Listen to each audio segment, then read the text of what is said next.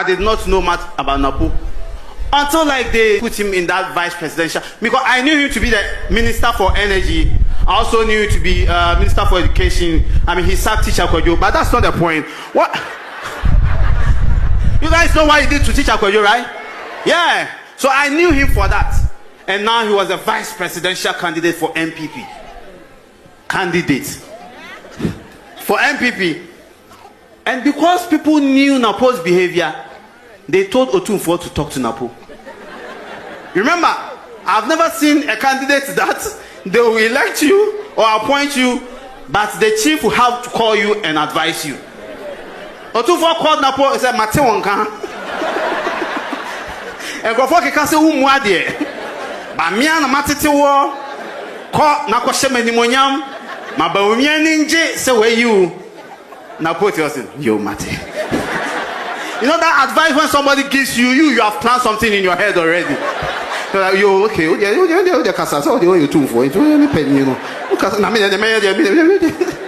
next day, rally.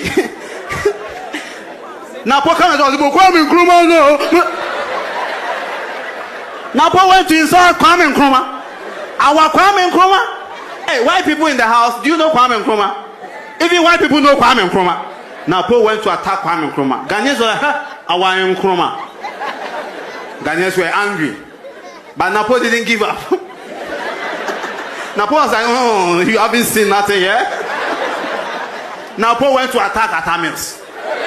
He was referencing past presidents. And he was like, oh, J.J. Rollins. And Bakuna were with your friends. Say, huh? NAPO Atamils. Akaboni Digre. But you've mentioned J.J. Rollins. He's also dead. But we'll show J.J. So he just went for Atamils. It did not end there. NAPO finally decided to attack God. You remember? Because Mama was campaigning with 24-hour economy. NAPO was like, oh,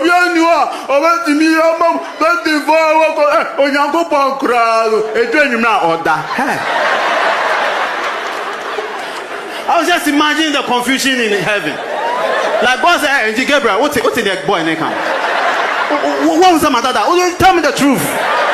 I don't come be an Gabriel. Hey, Michael, hey, that I'm dying. Me, tongue go. Hey! Yo, you thought NAPO will finish? No. NAPO said, I'm about to kill it. Yo ain't seen shit yet. NAPO went for a campaign, held a politician's hand, MPP parliamentary candidate, held his hand, raised his hand, Mama nie.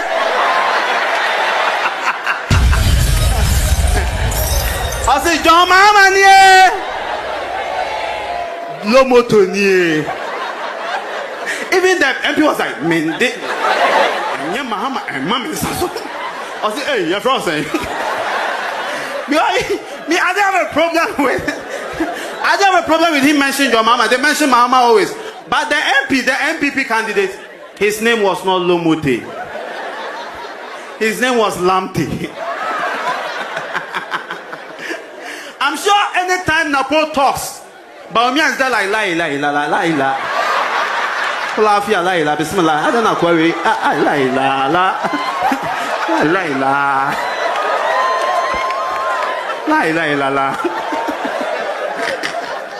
Hey, NAPO did it. No, but for me, I feel like NAPO helped us, release stress. And shout out to NAPO. Let's give it up for him. Talk about your name being out there. Does that mean? I didn't say that. I'm pleased. I said that if somebody who is a comedian is using my name and is filling calls, I'm very, very happy. I thank him because he's putting my name in there out for free. Right. But I'll let my lawyers write to me so we share the proceeds, the revenue, because I want to. What next to do in your political career? There are rumors you could be running. My interest now immediate is to get a united party for a flag bearer. But are you thinking about 2028? Me personally? Yes. No, I'm not running 2028. But would you like to run as vice presidential candidate?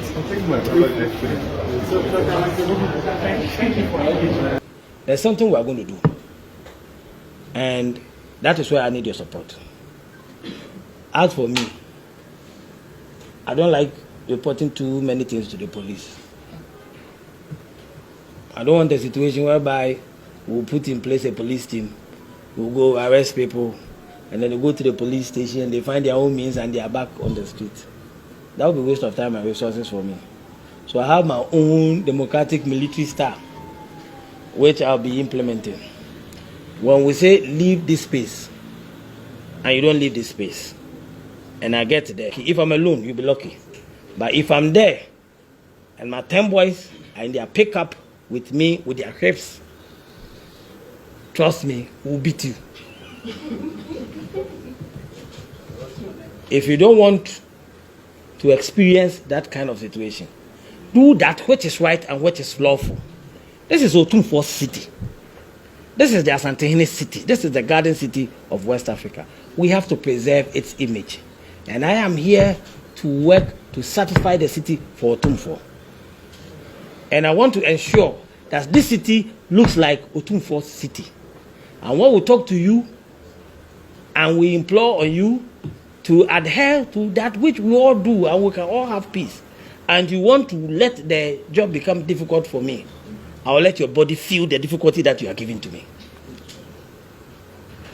So when it gets to that period, please, don't sit on your radio station and say that Akwawe or Basa or had to training and all those things. Please, it is all aimed at making sure that, one, we have a disciplined city, we have a sanitized city, and we have the kind of Kumasi that we have. The only problem is that he has no common sense. That's all.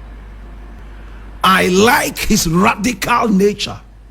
His problem is that he has no common sense. So people like this, instead of insulting them, looking for their head, no, you don't do that. How did he come by these decisions? Does he have a certain board that he can sit with and jaw and look at some of these radical declarations? Or he is a one-man board, and whatever he dreams about in the night, he gets up without rallying around anybody. He implements that, like in the days of Nebuchadnezzar. I am a Kumasi boy. I know Kumasi very well, from Pankrono all the way to Asokwa. My brother, my sister, I know Kumasi like I know my palm. And I know what this man is talking about. People are behaving like stray animals at Kejetia. Look how they have developed the place, yet people are still inundating the place in so much chaos and illegality. The man is frustrated. There used to be a Kumasi mayor we all were afraid of when we were in school. Akwesi Agyeman. Nana Akwesi Agyeman. In fact, Zuba is also called Agyeman. Is he the new Akwesi Agyeman? We all feared Akwesi Agyeman. And anytime Akwesi Agyeman, the mayor of Kumasi, was said to be coming around, traders all of a sudden develop common sense and behave like human beings. But of course, those were in the days of the draconian laws. Today, my brother, my sister, you can't go out there whipping traders. This is not Guantanamo Bay. You can't do that. Much as I would have loved that it should happen, because as I said, there are some human beings who are only human beings in appearance. Their brains are the brains of pigs. These are the people who should be whipped night and day. But for the sake of democracy, anything that looks like a human being must also be protected under the umbrella of democracy. That is why I am saying that I love the radical nature of this guy. His problem is that he has no common sense. Why do you shoot and kill and slaughter stray animals?